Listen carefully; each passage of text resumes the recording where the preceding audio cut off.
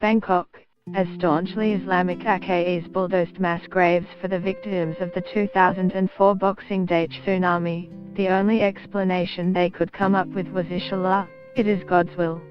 A tsunami, the height of coconut trees, had swept across Asia's shores and no one could be blamed for one of the world's worst natural disasters. 13 years later, survivors of Asia's worst calamity since then are documenting acts of almost unspeakable barbarity committed by Myanmar's military in Rakhine State. And the generals are literally getting away with murder, so far. There has been plenty of outrage across the world, but little punitive action has been taken against them. Denunciation by UN agencies and human rights groups, and much global hand-wringing, seems an acceptable price to pay for forcing the Rohingya population from their homelands. To be sure, Myanmar's transition to democracy is at a critical crossroads. Get the latest news and updates emailed straight to your inbox. By submitting your email, you are agreeing to Fairfax Media's terms and conditions and privacy policy.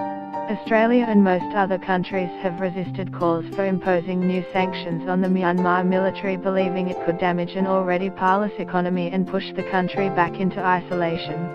They worry punitive action could undermine the difficult situation facing Aung San Suu Kyi, the country's civilian de facto leader, who was swept into power on a wave of democratic euphoria at historic elections in 2015.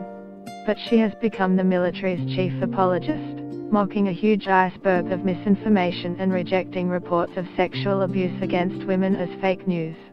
Only the United States has moved to impose new sanctions on those responsible for the Rohingya atrocities, singling out Myanmar General Maung Maung So, who was in charge of troops in Rakhine.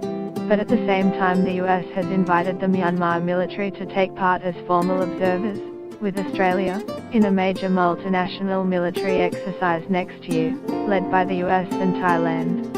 Australia is resisting growing calls to cut the Australian Defence Forces support and training for the Myanmar military, known as Tatmadaw.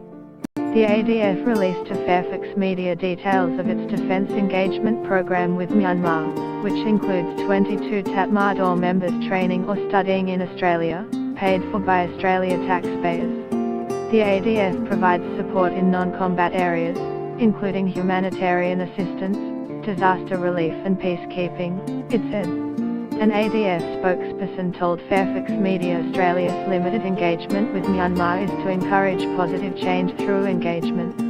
The spokesperson added that the maintenance of lines of communication with Myanmar's military provides a mechanism as required to influence behaviour and address the challenging situation.